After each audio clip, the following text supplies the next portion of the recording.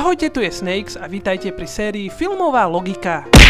Autobus, pod ktorým je bomba, nesmie spomaliť pod 80 km za hodinu, inak vybuchne. Takto v krátkosti by sme mohli opísať film Nebezpečná rýchlosť z roku 1994. Keanu Reeves ako policajt Jack Traven sa vo filme snaží zabrániť spomínanej katastrofe a popri tom dolapiť šialeného vydierača, s ktorým sa už v minulosti raz stretol. Na svoju dobu solidný film, no pri detailnejšej analýze zistíme, že obsahuje aj množstvo hlúpych a nelogických vecí. No a 20 z nich si rozoberieme v dnešnom videu. Tak poďme rovno na to. Pri príprave na atentát, na ktorý sa pripravoval 2 roky, nechá atentátnik tašku s náradím vycapenú rovno na chodbe.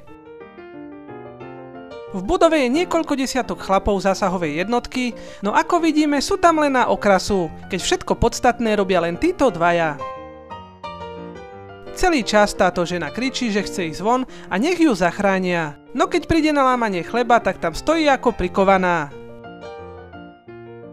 Výťahové dvere na 23. poschodí, ktoré Jack dokonca zaistil kliešťami, aby sa nezatvárali, sú o sekundu na to v ďalšom zábere zatvorené. Pritom ako Harry spadol do výťahu, na ňo útočník mieril zbraňou v predklone. To mohol Jack výborne využiť a zastreliť ho z vrchu. Lenže to by bol asi koniec filmu, že?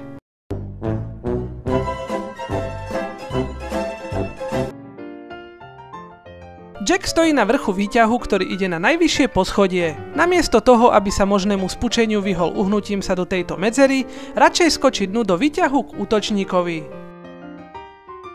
V prejave hovorí policajný hovorca, že okrem teroristu nikto iný v budove nezomrel. A čo tento SBS-kar z úvodu filmu? Na toho zabudli? Idem do práce autobusom, no prilbu si nasadím už doma. Prečo nie? Asi keď niekto beží popri autobuse na diaľnici a hystericky kričí, pravdepodobne niečo chce alebo na niečo upozorňuje. Tak mu logicky zastavím, nie? Frajer na kabriolete má v aute len tak pohodené prázdne hárky papiera a hrubú čiernu fixu. Skokanský mostík na krajnici, ktorý sa tvári ako odťahovka. Ktorý normálny človek cúva s nákladným autom do križovatky v strede premávky z vedľajšej cesty, aj keď má na semafore červenú. Haló, pán režisér, zabudli ste tu na kameramana? Prečo má Howard pri počítači myš na ľavej strane, ak presne na ľavej ruke nemá prst?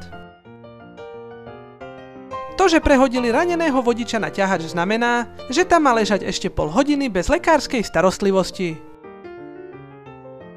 Ak bola na danom úseku diaľnice diera, prečo nenavigovali autobus inými cestami, napríklad týmito? Je zaujímavé, že počas 4-hodinovej záchrannej akcie netrebalo žiadnemu cestujúcemu na záchod. Pochybujem, že Howard dokázal prečítať miniatúrny názov Arizona na veste Annie z tejto kamery. Som taký inteligentný zloduch, že zabudnem dať z tajnej kamery za späťákom dole nálepky s názvom video. Keby ste nevedeli, tak podlaha v autobuse je z dreva a na kolieskach, len tak pre informáciu. Skoro som prišiel o život, predo mnou vybuchne autobus s bombou, v ktorom som sedel, plus obrovské lietadlo, no ja sa budem škediť a usmievať, ako by sa nechumelilo. To by bolo z dnešného videa všetko. Ak sa ti video páčilo, klikni na tlačidlo like a pre viac takýchto videí ma nezabudni sledovať. Ja sa s vami lúčim, majte sa pekne a čaute.